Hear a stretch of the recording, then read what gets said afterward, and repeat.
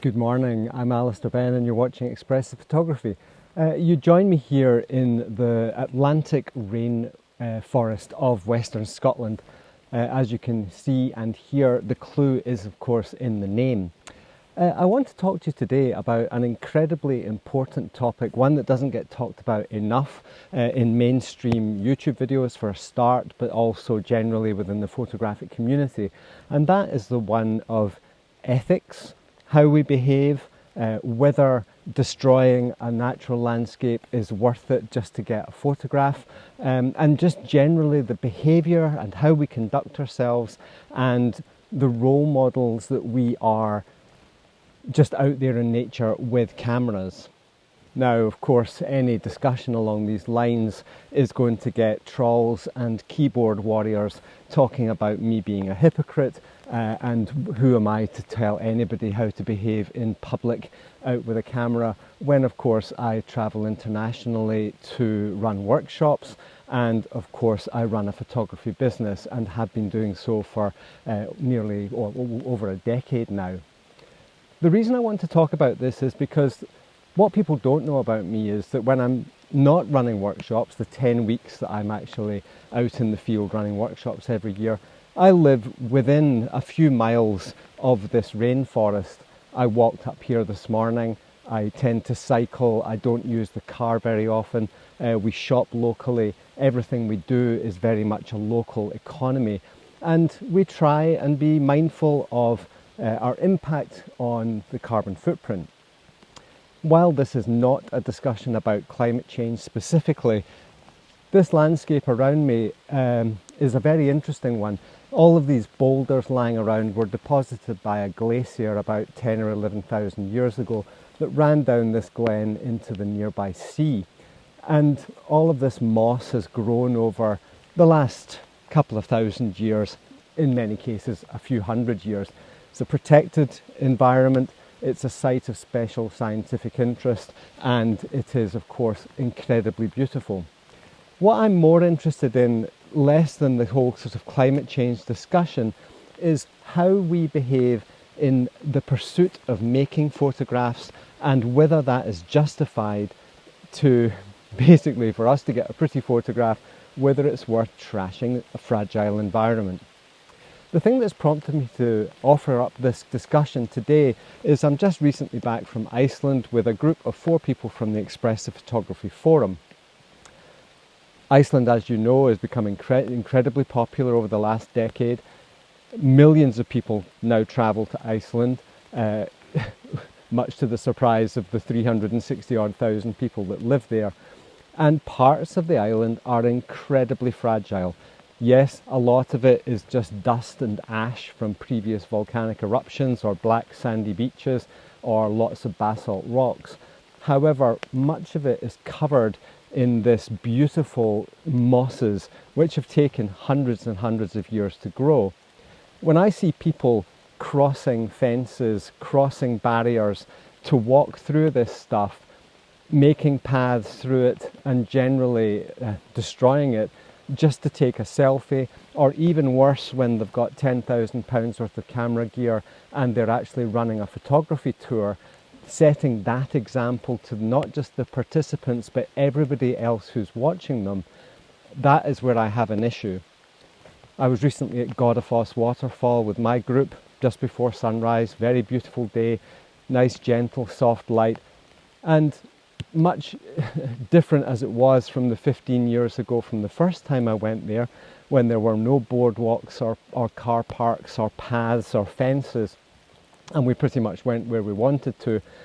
The reason those fences and paths now exist is to prevent people from continuing to erode that landscape, just as the number of people who go there on a daily basis increases. I happened to see a couple of photographers just blatantly step over a fence and stand in the middle of a nice area of mosses to get an angle on the waterfall that was pretty much the same as the angle of the waterfall that myself and one of my participants had from 10 yards to the left. Was it a special scene? Was it worth crossing a barrier to get the photograph for? I would argue not.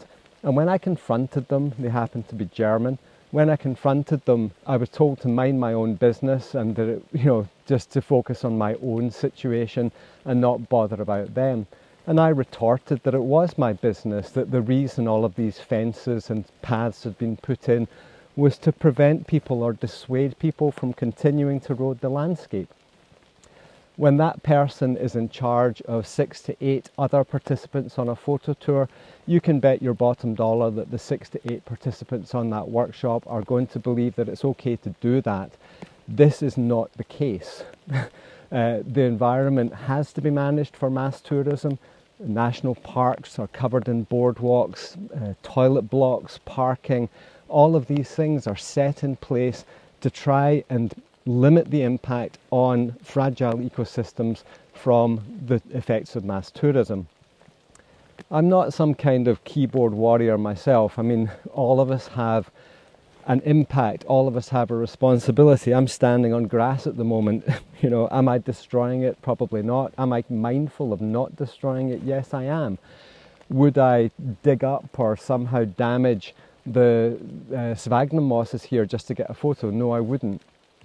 One of my very, very good friends is Mark Adamus, and Mark and I have known each other for nigh on 20 years now. And it's very common for him to post incredibly dramatic photographs of the wilderness and natural areas. When he photographs a beautiful fern in front of a waterfall and that location becomes known and popular, the next time he goes, the only fern that's left is the one that's in the composition and all of the others are destroyed. If you're the type of person that's prepared to do that, I think you need to look yourself in the mirror and question whether you are adding to the art and creativity and expression of being a nature and landscape photographer, or whether you are just in fact destroying the landscape and you're no better than anybody else who goes and trashes fragile landscapes in ATVs or breaks fragile sandstone fins or pushes over hoodoos. Destruction is destruction, and I think all of us have a strong moral and social obligation not just to behave in a way that we would hope is the right way to do it, whether we have a moral compass, but to leave the place for our kids and our grandkids so that they too can appreciate the beauty of these landscapes. The climate is changing, the world is changing. 10,000, 11,000 years ago there was a glacier where I'm stood now. Now there's a mature oak forest. What is here in 10,000 years remains to be seen, but what is here a year from now I can have some impact on, and there's something I can do about it.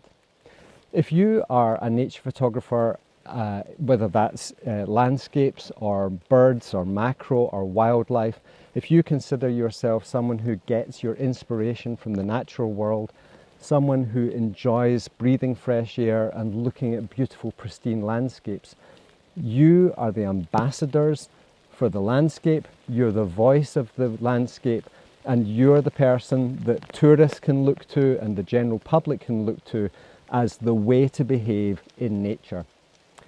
Am I perfect? No, I am most certainly not. Am I a member of the Nature First organisation, an ambassador to promote and care for our natural environment and to put it before my photographs? Yes, I am. Check out Nature First. It's an incredible organisation. Lots of my friends and peers are either founding members or very, very strong participants in it. By joining them, you're voicing your support for the cause, and you're stating that you too intend to maintain a very, very positive and wholesome relationship with your photography and the landscape. Here at Expressive Photography, we believe that the landscape is a place for us to go and find peace in a hectic world. People who live in cities, they head to parks, they head to the suburbs, they head to the coast, they head into the hills to get that sense of being out in nature, to see the big open skies or the beautiful diversity of wildlife, plants and animals that live in places like this. At Expressive Photography, this is our playground, it is our shelter, it is in fact our church, to use a rather dramatic word. Check out the forum as well, an incredible resource of learning material and a group of people who are so passionate. When I was running my workshop in Iceland, the 4 people from the forum were so conscious of fragile areas, keeping to paths, making sure they weren't leaving the place worse than when we found it. That is what makes me happy. Being the founder of that forum makes me incredibly proud. I hope you've enjoyed this video. Of course, dive into the comments, give me your opinion. Am I just a hypocrite who travels around the world making photographs with no thought or concern for the carbon footprint or the impact of it? Am I encouraging people to go to these places? Am I encouraging people to do all of these things that I'm trying to urge people not to do? You tell me, what do you think? How do you behave? And do you think this is an important topic? Thank you very much for watching.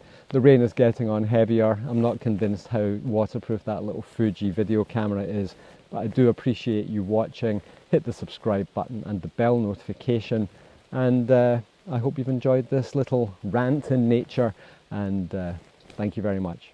Bye for now.